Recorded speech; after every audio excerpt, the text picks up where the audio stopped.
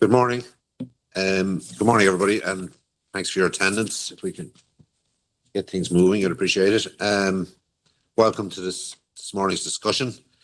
It's a pleasure to have you, obviously, and the event is held in collaboration with the New Zealand Permanent Mission to the EU, and it is a unique platform for us to exchange ideas in the future of sustainable agriculture, a particular focus on the role of research and innovation in shaping environmentally responsible policies. I'd like to extend a special thank you to the organiser of today's event, to the European Food Forum, an independent, non-partisan forum. They've played a pivotal role to date and will continue to do so in relation to promoting dialogue amongst policymakers and industry leaders and civil society and the academic community, indeed. Their work is fostering conversations about sustainable food systems, and that work is invaluable. And it's through these collaborations such as this that we ensure that European agriculture remains resilient in the face of future challenges. In relation to the importance of agriculture and climate challenges, it's always been essential to our agriculture has obviously been essential to our rural communities, to the economy, and of course to society. It's a foundation upon which we feed ourselves and others and provide livelihoods and build economic stability. We're also aware, however, of course, of the growing challenges posed by climate change. These challenges can no longer be ignored, nor have they been, but they continue to challenge us. And our agricultural sector must play a central role in responding to them in adapting more sustainable practices. So today we gather to discuss the development of standardised methods for measuring on-farm emissions, for example. We'll also explore the substantial investments being made into research and development of new technologies and mitigation tools. And our focus will be on the precision agriculture, sustainable land use, biodiversity enhancement, which are critical in driving forward practical solutions that maintain economic viability while promoting environmental responsibility. In relation to New Zealand and its role and insights, it has made impressive progress in addressing agricultural emissions, committing to ambitious targets under the Paris Agreement, of course, and their approach, which includes promoting sustainable land use and biodiversity conversion. It does, of course, provide valuable lessons for Europe as we work to strengthen our own sustainability strategies. Through interventions in agricultural practice, New Zealand demonstrates how science-based policies and technological advancements can help in reducing emissions without compromising agricultural productivity. So the success of New Zealand highlights a critical point, the need to invest in research and technology and innovative mitigation strategies. And I'm aware that this includes advancing emissions measurement methods, improving land management practices, and exploring, obviously, carbon sequestration techniques. So we have to embrace scientific advancements and ensure a resilient agriculture sector that is competitive, but also plays a significant role in the fight against climate change. I want to encourage you all to actively engage, share your perspectives this morning, contribute to the broader conversation that is taking place about how we can achieve a more sustainable agricultural future. And with that in mind, I have a great pleasure in handing over to Oliver Hendrickson, the Agricultural Counsellor at the New Zealand Permanent Mission in the EU. I believe Oliver brings a wealth of experience, sustainability, emissions trading, and international agricultural policy. And his insights and that of New Zealand's approach to emissions management and its application in Europe is invaluable to us as we continue along that path ourselves. So thanks for being here, and we look forward to engaging with you. And if I can ask Oliver to give us his insights as I've outlined in relation to the subject. Thank you. Great. Thank you, Mr. Cohen, and thank you and welcome and greetings, everyone. Tēnā koutou katoa. Firstly, I would just like to acknowledge our guests here today, members of the European Parliament, and particularly Mr. Cowen for sponsoring today's event, and Lucila and your team for bringing this forum together. New Zealand greatly appreciates this opportunity to be able to share what we've learned on our journey of addressing agricultural greenhouse gas emissions and looking at opportunities where we collaborate further on various solutions that ultimately will help provide tools that our farmers need so that we can drive sustainable agricultural production and meet climate change and productivity and food safety goals. My talk will cover about 15 slides, and in that 15 slides, I have the ability to cover 40 years of history. And I'll try to keep you entertained, at least at some point, because I realize I'm probably before you in a sandwich at some point as well. But I'm going to talk about some of New Zealand's agricultural policy development and our particular how our mission profile is unique in the world, and some of the work that we're doing to support our farmers to having tools to support on-farm changes to lower greenhouse gas intensity of the production of food. But also at the end, I want to also open up around the opportunities that we have as partners under our free trade agreement to collaborate further with the work to actually think about low carbon food production more in a more global sense, and trying to make sure that we can support consumers with low carbon choice foods. And just if I could go to the second slide, please. Great, thank you. New Zealand as a high value economy is unique in the world, actually, that agriculture is actually incredibly important to our economy. It represents almost $57 billion worth of export value to us. Over 80% of New Zealand's exports are agri-food related. It's 10% of our GDP, and it represents 12.4% of our employment. So over 1 in 10 New Zealanders are working in the agricultural sector and somehow. As you probably also appreciate, you may have looked on the map, and it's a very long way to New Zealand. It's 19,200 kilometers. And if you travel with 2 children, you remember every kilometer on the way there. But because of our distance to market, it means New Zealand has to constantly innovate to improve our efficiency and our sustainability of our farming systems to stay competitive on the world stage. While being isolated also has some advantages in terms that we're isolated from many pests and diseases that are endemic in other countries. It is also presents those challenges of distance to market. Now, also New Zealand is roughly to kind of compare, country of around 5 million. It has a north-south spread across 2 islands, roughly the size of Italy. Next slide, please. Perhaps the most defining aspect, what separates New Zealand agriculture from the world, is the reforms that we undertook in the 1980s around removing agricultural subsidies. In the mid-80s, New Zealand found itself in an economic crisis, and ultimately we were subsidizing completely unproductive farm systems and an over-reliance on sheep meat and wool. And we can see there on that graph that in the 80s, agricultural support from the government was quite high. But since that last 4 years, in terms of the support that our farmers receive in terms of farm receipts, it is now about 0.64% of what they make comes from the government. Comparatively, on an OECD average, farmers globally receive around 16%. Now, removing subsidies, and I do fully appreciate that in the European context, subsidy reform is a very difficult issue. And so I don't make light of that challenge. But in the New Zealand context, it was absolutely the right decision for us to do. And it was very challenging for our sector, and particularly because of the pace of change that had to occur. Ultimately, when we removed all agricultural subsidy support, there were 800 forced farm sales. Now, this was about 1% of the agricultural sector.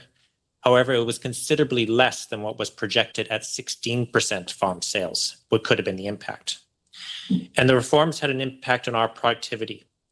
Ultimately, our farmers had to rely solely on the global price for their products. And farmers had to diversify from formerly highly subsidized products like sheep meat and wool towards other commodities and products. And since then, our agricultural share of GDP has continued to grow, and we've quadrupled our productivity. We now have a flourishing horticulture, wine, dairy, timber, and venison deer industries, amongst others as well. And I haven't touched on our aquaculture and fishing industries as well. In terms of sheep numbers, because I think everyone thinks of New Zealand, they think there's a lot of sheep. At our peak in the 80s, there were over 17 million sheep. And today, that herd is down to 23 million. At the same time frame, the number of dairy cows increased from 2 million to 4.7 million cows. But our dairy herd size decreased by 17% in favor of larger herds. And our average herd size today is about 270 cows. As a result of these changes, we've seen a 75% increase in dairy production. And while, yes, there has been some water quality issues that we are addressing, this was further diversification for New Zealand that was important to achieve. While also our productivity has increased, I said we quadrupled, our emissions per unit of product continue to decline. And we do this all without agricultural public subsidies. New Zealand's approach is actually around working with in collaboration with our sector around research and innovation and opening up free trade opportunities for them and pursuing the free trade world. Next slide, please. So in this slide here, I just want to touch on a few things about life cycle assessments, and I'll move quickly so I don't bore the crowd too much. But ultimately, when we compare, even being 19,000 some odd kilometers from many markets, our dairy production, we can produce a liter of milk for about 1.2 kgs of CO2 equivalent. But out of that, only 3% of that is in the transport. Because the sheer requirement to be efficient, we've seen emissions from Apple emission efficiency of an increase of 25% and a carbon footprint decreased by 13%. And our kiwi fruit production, which I'm sure you see many New Zealand zestberry kiwi fruits in your supermarket shelves, we've seen exports increase by production increased by 69%, and the carbon footprint across the entire value chain for kiwi fruit decreased by 24%. Our beef footprint as well is about 8.9 kilos of CO2 equivalent per kilo. And compared to the international average, most countries we compete with, they produce at about 14 kilos. So collectively, our studies demonstrate that the improvements that we've made and the push towards the free market and taking subsidies has been the right decision for us. Next slide, please. Thank you. I want to talk a little bit about New Zealand's land use. So I said it's roughly the size of Italy, spread across 2 islands, north-south orientation. We have a population of 5 million. 4 million are in the north and 1 million in the south. Total land area is around 271,000 square kilometers, and we have around 19 people for every square kilometer. Around 55% of our land is pasture-based dairy, sheep, and beef farming. And because of our unique climate and the animals that we have bred to thrive in that climate, we predominantly have pasture-based systems. Our animals feed almost exclusively on the pasture growth year-round. We have pasture almost year-round, very low need for supplements, and our animals are outside almost all year-round. So our animals, if you've ever visited New Zealand, you'll see landscapes with the animals rolling across the hillsides. So they have good animal welfare aspects around that as well. A third of New Zealand is forest. And we see in that about 29% is native forest, which forms much of our natural parks, our conservation estate. So a big part of New Zealand's land is locked actually in protection, and is a really big boom for tourism, for people that like to come hiking and explore. And we also have 8% in planted exotic forest, particularly pine trees, a species called Pinus radiata, and it's basically a California pine tree, and it grows exceptionally well in New Zealand. Next slide, please.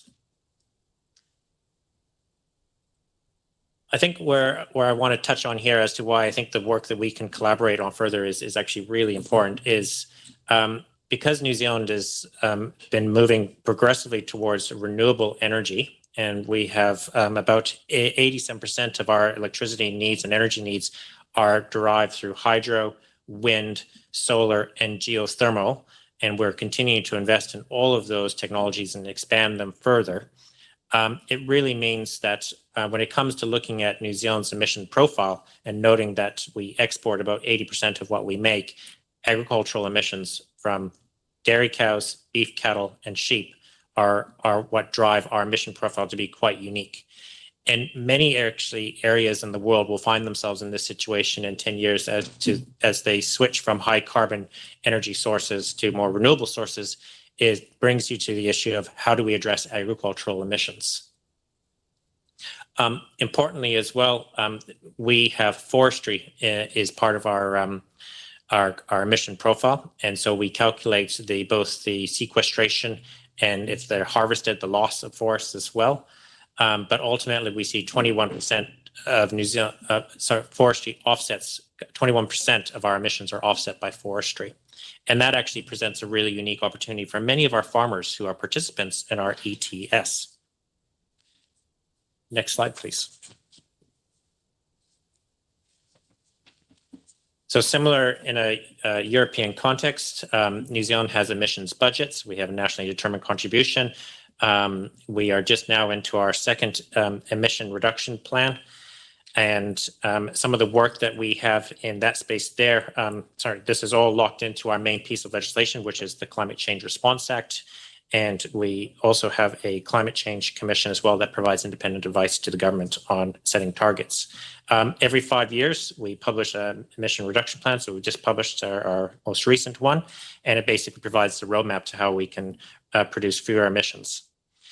We're also taking further action around addressing agricultural emissions in terms that we've appointed an independent panel to provide expert advice to the government on methane and science towards our 2050 biogenic methane target, particularly with the principle of no additional warming. And one of the key reasons why we're doing that is the previous target set by the previous government was based on a reduction of biogenic methane emissions by 24 to 47% from 2017 levels. And the fact that it is quite a big range to help bring our farmers on board and to make our targets crisper was important to review the science around methane to try to narrow that target down, because that will help ultimately drive the behavior changes that we want to see come through. That panel has provided its advice to the government. I'm not in a position to talk about it. I don't have it either, but it is under active consideration. And importantly, too, New Zealand is committed to pricing agricultural emissions by 2030 and having those methodologies in place by this year. And I'll touch on that in a little bit. Next slide, please. So again, similar to Europe, New Zealand has an emission trading scheme. It's been in operation for over 15 years. It's quite comprehensive. It covers off the main energy aspects or emission sources, you could say, waste, forestry, energy, fossil fuels, and industrial processing. The diagram is quite simple. The Crown is the regulator. The Crown provides the NZUs, the carbon credits into the market, and the budgets drop sequentially every year so that there's less units available to force behavior change. Forestry is unique in that it can be a provider of units. So for people that plant new forests, and we draw a line around 1989, those forests can participate in the ETS. And they also have an ability on the market to sell NZUs carbon credits to emitters. Next slide, please. So we included forestry right from the start, and we think it's an important aspect of our climate adaptation plan because it, one, helps to pull carbon dioxide out of the atmosphere, but equally too, it's important for landowners in that carbon revenue can be part of the farm gate receipts and benefits. So our ETS covers two types of forests, and I won't go into too much detail here, but the key thing is that under Kyoto, and I won't mention Kyoto again because everyone will start to yawn, is from forests planted after 1989, those forests can participate in ETS and earn carbon credits. We have 600,000 hectares of those forests, and we've doubled and over 4,000 participants. And we doubled those numbers. So from like 300 to 600, 2,000 to 4,000, we doubled those numbers roughly in the last 6 years through changes to our ETS to make it simpler. Equally important is that while we do have a lot of corporate foresters, large forest companies involved, most of our forest owners actually are sheep and beef farmers. And this helps them to plant some of the smaller back blocks that may be uneconomic for stocking units, and they can have a few hectares of forest in the back, and they're eligible to be able to earn carbon revenue once every year or once every 5 years if they'd like. So it helps to provide diversification for our farming sector as well. Notably, too, is that our ETS for those forests older than 1990, we have 1.4 million hectares there, and this is a production forest. Those forests are effectively locked in as a baseline target. They are not eligible to earn carbon credits, but if they deforested, change the land use, they would have to purchase and surrender carbon credits to make up for those emission losses. Today's prices for carbon price is about $65 New Zealand per ton. Next slide, please. Okay. So this here, as I mentioned, our unique emission profile and our focus on addressing agricultural emissions. We have an ambition program to work on finding the tools necessary for our farmers. I particularly would like to touch on the work that we have established with the New Zealand Agriculture Greenhouse Gas Research Centre, which is a Crown industry joint venture. It provides over 50 million New Zealand dollars to scale up funding around understanding the opportunities for farmers around breeding low-emission cattle, developing faster and cheaper ways of identifying low-emission animals, and accelerating work on methane and nitrous oxide inhibitors. And we're looking to get that work into commercialization within the next few years. Next slide, please. AgriZero is also a public-private partnership. It's a venture capital partnership, and it's a partnership that is 50% government-owned and 50% by industry. You may recognize some of the labels there, like Rabobank and Fonterra, etc. AgriZero, over the next 4 years, will invest over 400 million New Zealand dollars, it's about 230 million euros, into finding agricultural solutions for farmers.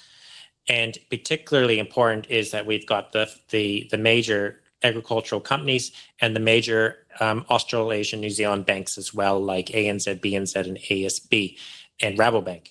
And that's really important too, because it's not just the aspect of meeting, the government telling people you need to meet your climate change targets. We are also finding this throughout supply chains and through commercial arrangements that consumers want to have that information, and those supply chains and commercial arrangements are pushing to have that information to come from farmers.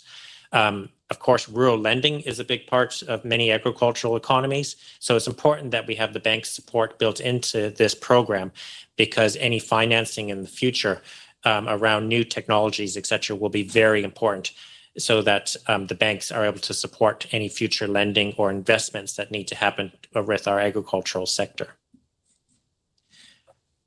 Next slide, please. New Zealand's international engagement on addressing greenhouse gas emissions is also very much focused on sharing what we've learned.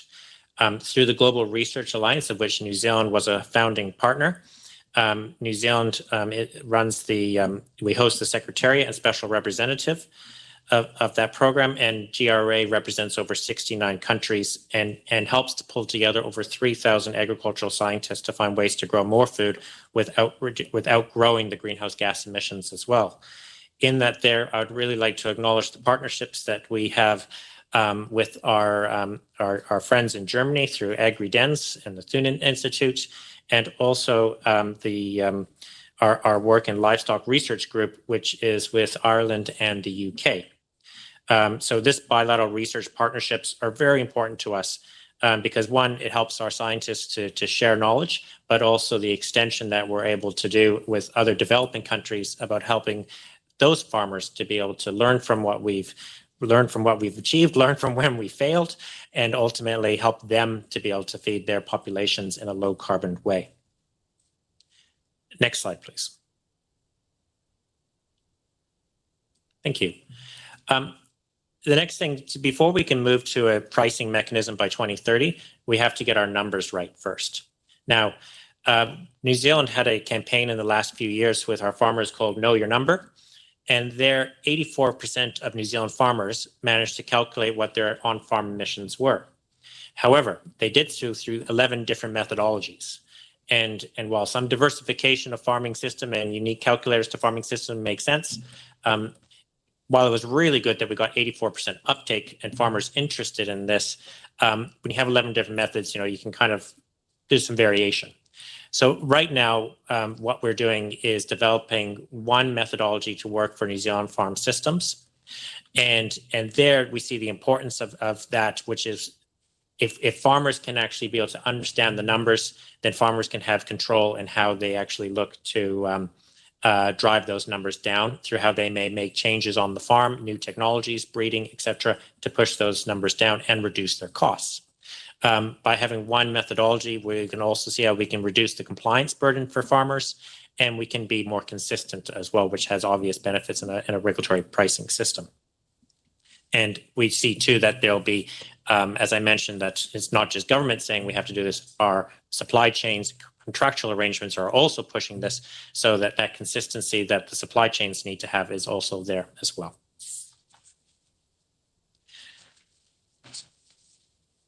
So next slide, please, actually. So right now we are in the process. We've released this methodology in December last year. It's completely open source, and we've been doing a number of engagements internationally to share this information that we have. The methodology is based on around 5 farm-level data inputs. We don't need to for this to get into the guts of this, but if we could go to the next slide, I want to just touch on something which I think is a really important principle for why this is our approach we think is quite good and why we'd like to collaborate further. So, next slide, please. So the key thing here is that when we're thinking about working with farmers, we've been thinking that they're very busy people. They are often, if you think it in a way, farmer is not often a commercial big entity like many of us in Brussels or Wellington or Auckland might be used to, with HR office, legal office, etc. The family is running everything, including dropping the kids off at school, etc., etc. So we had to think about how do we utilize what the farmers are already providing and using in that to extrapolate the data around agricultural greenhouse gases. So we wanted to look around what are some of the basic farm level information that they already provide. So in things like, what are the stock numbers? When did the animals get purchased? When did they die? How many liters were produced? How many milk fats or proteins? What were they fed? What about use of fertilizers, if any, that was brought in? All of this information is information that New Zealand farmers already provide for like the tax system. And so this isn't additional new information, and we've developed this with our sector. There's some things that we've excluded, like increased animal weighing. And while yes, weighing the animals would make you get firmer numbers, it's not practical to ask every farmer in New Zealand to be measuring tens of millions of animals every year either. So it's working with the farmers around what is possible in this space. And I think in that aspect there too, we can also in New Zealand, depending how you run your financial year, you may run it like the typical calendar year, or you may run it from March to August, or you might run it from June to July. Farmers can choose how this methodology works for them in terms of how they report in the tax year. So we're not trying to replicate the tax year. They can utilize the reporting periods that they choose to have. Next slide, please. So right now we have this information that is out and available. We are looking to push this out domestically in New Zealand quite far, because we want farmers to uptake this and to then it's voluntary adoption right now, but also that aspect of if farmers can take up this new methodology, they have the ability, like I discussed, to think about the changes of inputs. And we also want to work internationally as well.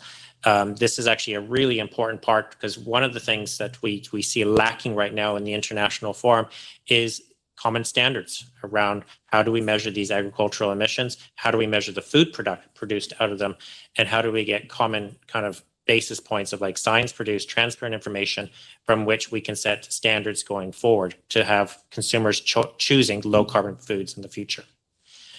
So this is work that we're very keen to pursue, like with the OECD Agricultural Committee and FAO, etc.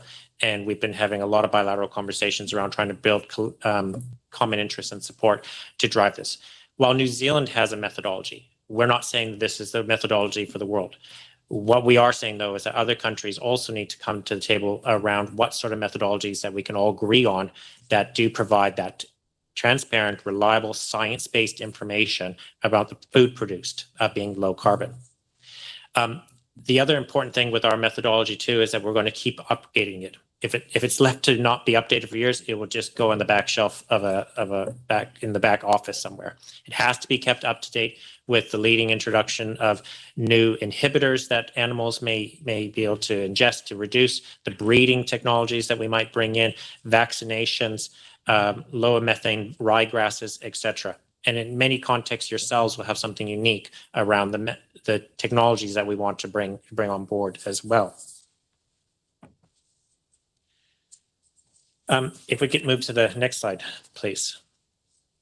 So I'll just start wrapping up here. And I think why we're very keen in this space here is we're probably all aware too that 1/3 of our greenhouse gas emissions come from agriculture. Agriculture has often been seen as the problem. But actually, if we think about how at the same time food security is a major concern and we see food systems at strife with global conflicts, 2.8 billion people couldn't afford a healthy diet in 2022, and global hunger is still a systemic issue around the world. 1/3 of the farms in the world are losing carbon. But there's also a wonderful connection between where you have carbon in the atmosphere and carbon in our soils. When we have carbon-rich soils, we produce great food, and we produce at low greenhouse gas emissions. But we need to work together around opportunities for farmers to think about what are the technologies that we can help them with. Because often what we're asking our farmers to do is to produce more with the same amount of land on less footprint. But it really comes down to, while targets are a really helpful aspect around driving change, our focus is very much from a New Zealand perspective. What are the tools that we can provide with our farmers? And that is where we're very committed to working with other countries around developing sustainable and resilient food systems. So thank you very much for this opportunity. It'd be a great time now to take some questions and open discussion. I'd also note under the free trade agreement, we have a committee meeting coming up next week called Sustainable Food Systems, where we'll be exploring these topics in more detail with the Commission officials. So thank you very much. Thank you very much indeed, Oliver, for that interesting contribution. A lot of information contained within it, and we appreciate you sharing that with us. It's commendable to hear and to realise New Zealand's how you've adapted to sustainable practices with notable success. Going back to the 80s, especially a bold move in relation to subsidies. We can't agree with you on that. No, unfortunately, but the manner in which and the provisos around those subsidies are something that is a major debate here presently. Notwithstanding the pressures that's on our budget, up to 30% of the EU's budget is in relation to common agricultural policy. That budget is under huge strain. You think of the loss of the UK and a 10 billion input from them, it withstood that. The funding that was provided around the whole COVID issue will cost us in the region of 20 billion per annum beginning next year, another big hole. And the issue of security and defence is a major one for this mandate and for provision to be made, which hasn't been the case previously, which will impact on our ability to put in place a budget that meets the demands and the ambition associated with sustainable practices around agriculture. And that's a challenge for us all. But when we talk about defence and security, within that is the issue of food security. It's a pivotal role, and we would hope and argue that a pro rata provision be made against that heading. So, look, I acknowledge the collaboration that you're encouraging, the point you made around sharing of information, the research work that you're collaborating with other countries, including my own, which is commendable and appreciated, and will feed into greater discussions that is taking place within Europe in relation to the common agricultural policy and its architecture and its infrastructure that is beginning the process of that debate. and being in a position to provide maybe a third pillar, but only if it's adequately funded, rather than repurposing existing funding. But there has to be, we have to get into a situation, I think, and I think many of my colleagues believe the same, where we have to reward farmers for making this change. We have to link it to generation renewal, to allow the newer generations move in the direction of which the education of providing them with the opportunity to have food production systems that align with environmental ambition and consumer sentiment, which is obviously driving change as well. So look, thank you for your contribution. We appreciate it. We've some, Louisa is here with us from the Director General of the Food Forum. I'd ask her to give her own initial response and thoughts, and also encourage others to ask questions, whether it's here today or in writing through myself or the Food Forum, to share and engage with you and learn from the advancements you've made. You know, your location obviously is pivotal to the decisions that you've made in the past, notwithstanding the obvious reality that you're dependent 80% of your food produced is exported, more than 90% in our case at home in Ireland. But it merits the sort of change that is necessary. And as I said, aligning with the other issues around sentiment and ambition. So I've asked Louisa, do you want to? I just would like to check if someone here wants to raise some questions. Please, if you can introduce yourself. There are two. Please, thank you. Hello, Maria Simon from Euractiv, agri-food reporter. I wanted to ask what you make of the tension between sustainability goals and concerns around competitiveness, because this is a very timely debate in the EU at the moment. I think it was also mentioned by MEP Cowen. So yeah, how much of these ideas could be imported into the EU? Also, there's these budget concerns, food security. So yeah, maybe what's the path to take here? Thanks. Thank you. I think the key aspect where New Zealand's interests lie around understanding the need to drive sustainability and to be competitive and secure. One, you know, we see the global rules-based free trade environment under threat, and actually that is something that we need to support and push to keep those channels open. Equally, though, and I might comment a bit, I want just to make one thing clear. New Zealand took a different path around subsidy reform, and I know no expectations from us that you're going to follow that. So please don't think that.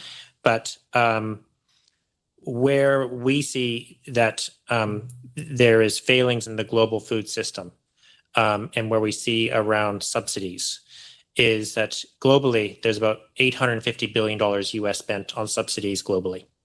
Yeah. About 3% goes on innovation and research and development. And we're at a key challenge right now where we're asking farmers everywhere in the world to change their farming systems, try to produce more food, try to feed the world the hungry. Because we know too that if we can, through good global food policy, we can also help take the tension out of a lot of the conflicts we see as well. If we want to produce more food, our farmers need more tools, and they need that support. And I think that's one of the key things there, is about keeping the trade lines open and these dialogues open to share. But ultimately, too, is one of the reasons agricultural emissions is so hard is that our farmers are already very, very productive, and we're asking them to get more blood out of the same stone.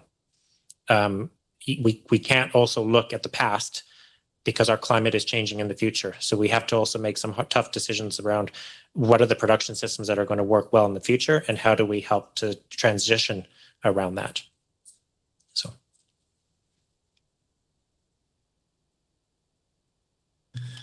Sorry. Hi, Niall Monaghan from the Australian Mission to the European Union. So I have two questions. The first one was on the Know Your Number campaign, and I see you talked about the 11 methodologies. Were they private methodologies, or where did they come from? And when you were doing the campaign, was there a recommendation to use a specific one, or just kind of collect the data? And second part of that is, when the data was collected, did the government use the data for anything, or was once the farmer knows it, then they can kind of make their plan to reduce emissions? Or what do you kind of do with all? Because that, I think you said, was 84% now know their number, and which is really interesting, and what the government can actually do with that. information. And my second question was on the actual reducing emissions. Where do you see in New Zealand the greatest potential, and what kind of sector? Is it the kind of methane reducing feed supplements? Are you looking at kind of slaughter age or calving ages, or is it pasture management or more planting agroforestry? Where do you think, in terms of, you're always looking at the cost of these measures, and which ones are the low hanging fruit in a New Zealand context, and which do you think you might have to look at how you're going to get there, given cost? For example, the feeding of the methane supplement is going to have a cost for farmers. Thank you. Thanks, Niall. Nice to see you. On the 11 methodologies, I'll have to come back to you on an exact answer, but it would have been a mix of collaboration between public and private investment around that. The key thing about the Know Your Number campaign was to get farmers engaged and to actually think about this. We have signaled for a long time that we would be moving to an agricultural pricing mechanism in the future. And initially it was starting to around getting farmers engaged as to, do you even know anything about your numbers? Because when you know your numbers, you can actually start to think about how you control the inputs of those numbers, and you can change your destiny around that. Nothing's been done with the information in terms of any regulatory aspects, but what we have done is to synthesize the pros and cons around those methodologies, which has helped us to lead to production of one methodology going forward. But I can come back to you with more specific information in writing on that. Some of the key technologies that we see coming on board that we are invested in, particularly around inhibitors, feed additives, vaccines, vaccines, medicines. There's this thing called a bolus. It's a horrible name, especially right before lunchtime. But boluses have been used for decades to help treat animals with other animal welfare diseases and that. And they can be used to help reduce the methane production from the animal. There's also breeding decisions as well that farmers can do, and we're invested in that.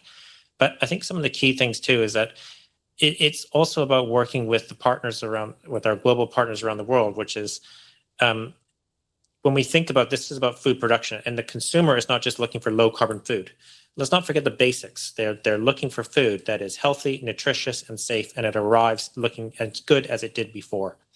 And making sure that we've got that pathway. So this is thinking about the food safety standards that we need to work on internationally together going ahead as well, so that farmers have the confidence, not just from the regulator, but the markets and the consumers, that we can create these pathways to get the product to market. I hate to use the analogy, we need to reinvent the wheel, but we basically need to take our food systems and think about how do you return them to be low carbon focused, but not forgetting the really important aspects around the product is presented in a way that is attractive to the consumer, provides the information that the consumer needs, and it's food safe and nutritious just as it was before. Just before we go to Julie, I know she wants to ask a question. Yeah, go ahead, Julie. Yeah. Thank you. For those who don't know me, Julie Vermooten, I work for a company called MSD. We produce medication for humans and animals, and I work in the animal health part of the company. Thank you very much for your presentation. I was specifically interested in the part on farm level input and output. And then you see my question coming when it comes to livestock. What are the tools that your farmers have at their disposal to track the input and the output, as you were describing? Yep. I wonder if we could go to the, do we have any ability to pull the slide back up? Not sure. The second to last slide, if that's possible. A second to last, please. Do you have a feeling, Julie, that I will need to come back to you in writing on some of this, though? But I want a follow-up meeting. That's we can facilitate that. Look, the slide deck can also be shared, but one of the key one before, please. So here we look at, this is the information that's coming in that the farmer already collects, from which we can extrapolate emission data from as well. So we're looking at what regions they were from, the type of stock class, sale, etc. We can also look at the inputs from animal feed, etc., that they had, etc., and the use of fertilizers, etc. I'm not sure that I've completely answered your question, but I can connect you with the right people and come back to you afterwards in that next meeting. Yeah. Thank you. Sorry, my name is Lee McDonald. I'm advisor to MEP Kelly, just to say thank you very much to MEP Cowen for hosting and for the presentation. Just a very simple question. It's no secret there's a lot of discontent in the pharma community in Europe for mass amounts of regulations or so forth. What's that feel from your pharma community about your transition? Yeah. What's the general mood? So there's a lot of similar parallels coming from New Zealand coming to Europe, and we had farmers' protests in New Zealand as well, and a real backlash on regulation. A general sentiment that there was simply too many regulatory requirements on farmers, and they couldn't step back and say, all this information coming at me, what do you want me to do? You want fresh water changes, you want changes in tax, you want changes in human resources and hiring practices, and you want agricultural greenhouse gas information as well. So very much a similar sentiment with New Zealand farmers as European, which is there's too much coming at them. And how do we consolidate those requirements down to simpler requirements? So I think in a farming context, we're quite similar. So, and that's why if you look at the methodology as to how we presented it, is we're trying to actually not put more impost for new data that farmers don't readily have. How do we use the existing data that they already provide to help them actually be moving towards a pricing mechanism? Thank you.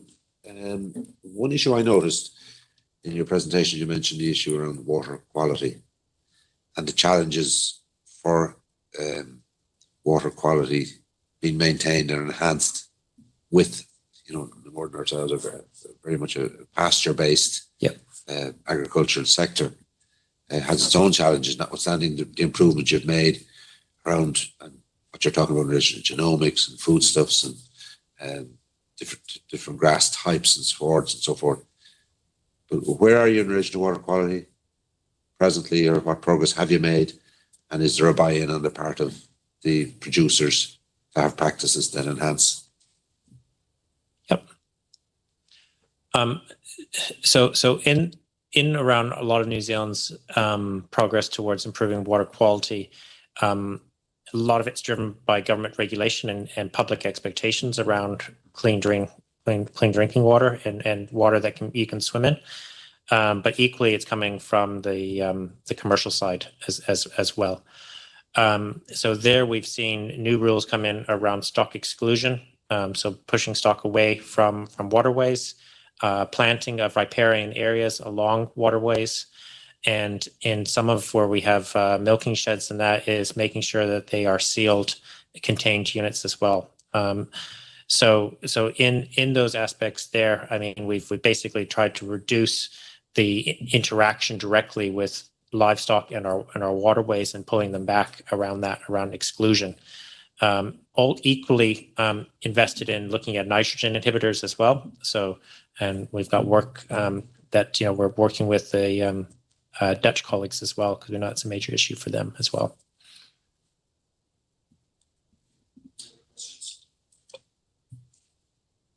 I should mention the recent trade agreement as well, which we welcome and appreciate. And I know Sean Kelly is here, who heads our delegation, New Zealand and Australia. Thank him for coming. And as a member of the last mandate, would have played his own part, as long as others, in relation to ensuring that trade agreement was agreed and in place and has the potential to prosper. And of course, with the challenges that are presented by a Trump presidency, it's something we're glad we have that put to bed. But how do you see that working, improving, or the various aspects within it to make progress in relation to the issues that you've mentioned? Yeah. So, we're almost, 4 months away from 1 year of implementation on the free trade agreement. Overall, we've been very, very pleased with the cooperation to make the agreement work. So like in any agreement, you have issues with tariffs and whatever quoted lines. Excellent engagement from Commission officials to help with that. But also under the agreement is a number of committees. So we have a committee meeting next week called Sustainable Food Systems.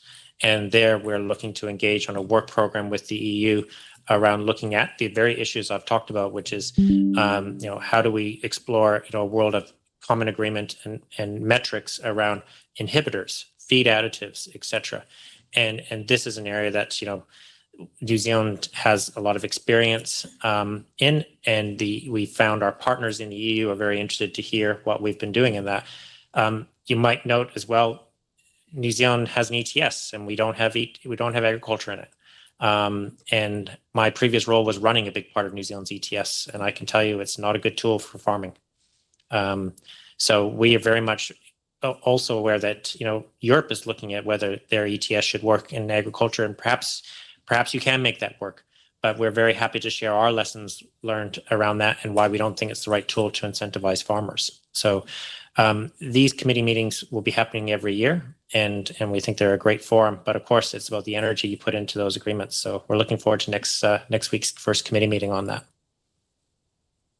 It's good to hear. And in relation to the United Nations and its policy around carbon footprint, something that's, you mentioned the standardization of measurements in your contribution as well. Do you see any progress imminent in that regard that can contribute towards third country trade agreements that can have standardization as a? Yeah, I think we're quite optimistic actually.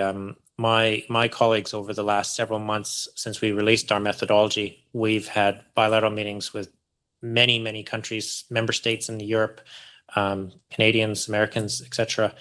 And there is a lot of interest, particularly working at that multilateral environment around the OECD, around how do we start to figure out what these common methodologies are, because these are the building blocks to moving. So whether you do ETS or you do some other pricing thing, you have to get those regulatory building blocks right around understanding the numbers first. And we're finding that there is good interest. Of course, we'll see how it goes in April, and hopefully we'll get good uptake and partnership to drive that work program at the OECD. I'd be very happy to share a paper from the OECD that was released in December around the key concepts. So I could share that with Lucella, and maybe that could be circulated with interested forum members.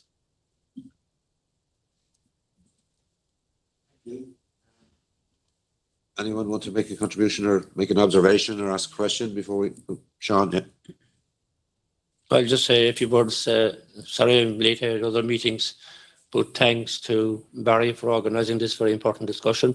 And it's always good to see our colleagues from New Zealand here. In fact, when you were speaking first, when I came in, you were speaking about water quality. If you didn't have a New Zealand accent, if you're an Irish accent, you'd be saying the exact same as the issues we have in Ireland in relation to water quality, our difficulties with what we call the derogation now, the European Parliament, so that production can continue on its present level. So it's interesting to hear that much the same problems arise on the other side of the world. In relation to the trade deal, I think it's wonderful that we do have the trade deal done. I remember being down in New Zealand 2 or 3 years ago when the trade deal was being negotiated. And I did make the point that the earlier it could be done, the less controversial it would be, because you had New Zealand, Australia, Mercosur. So the opposition would be growing if there was more and more, particularly access for agricultural products. But there's no opposition really to New Zealand, which is good. And it also is good that a bloc like the European Union of 450 million people can be seen to give prominence and access to a small country like New Zealand, similar in size and population to Ireland. And I think that's the way democracies should work, and I think that's a very positive thing.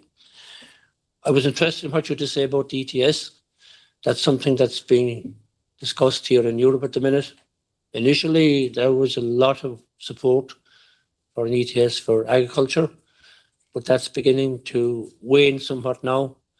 And I think, if I'm not mistaken, that the new Commissioner for Agriculture, Christophe Hansen, said that he's not really in favour of it for agriculture. So that's certainly changing the situation. But of course, As Barry said, it doesn't change the United Nations goals or even the goals here within the European Union for reduction of emissions. But they have to go hand in hand with maintaining competitiveness. That's really the challenge. Not that we wouldn't have any reduction in emissions, we have to have them. But with technology and with different methods, like you mentioned, protection of water, all these practical methods can be taken. We can both improve biodiversity and reduce emissions. And that has to be, I think, the focus. Not saying we can't do it or we shouldn't have to do it or that we should reduce the targets by whatever. Let's try and do it, but at the same time, do it in a way that doesn't undermine competitiveness. And I think we would hopefully be on one of that. We are due to go to New Zealand, I think, in July. So we're looking forward to that. And we can continue discussions. And particularly, as you said, the new free trade agreement is going to be great for EU and for New Zealand. And that's something we need to be very grateful for, particularly with the challenges we have, both in terms of unfair competition from China and now the rather gung-ho, somewhat bizarre approach taken by the new US administration to just putting tariffs on products from all their traditional allies and friends. We just have to live with that. Thank you very much.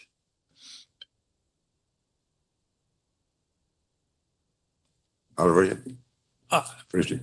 Fully agree with your comments. And on competitiveness, I think where New Zealand is very concerned around is we need to support our farmers to remain that competitiveness and that production. Shutting New Zealand farmers down, or any farmers probably, and particularly in Ireland, highly productive farmers, will only shift that production to higher carbon emitting farmers and other places of the world. So we're no better off. So our best bet is to get behind our farmers and help them with the tools they need to be able to work in a carbon constrained world and compete. Absolutely. We think, through New Zealand removing our agricultural subsidies, it was to put our farmers to the world price and to compete. So competition is a good thing. And we see that competition is good for consumers. And it's also good at driving production efficiency as well. So welcome your comments and thank you, and wish you a great trip in July. Bring a jacket, it'll be cold. So Thank you, Oliver, and thanks to your team for the presentation, for the enlightening manner in which you relayed much of your own experiences along the path and the pathway that you're travelling. We commend you, as I said earlier. It's huge progress has been made. It's been alluded to here. Thankfully, there's a trade agreement in place that puts that issue to bed and allows us to grow, while of course trying to be competitive, but doing so in a shared atmosphere of making contributions towards production of systems that meet with the environmental ambition that I mentioned. The whole issue of standardization of measurements is something we can work with.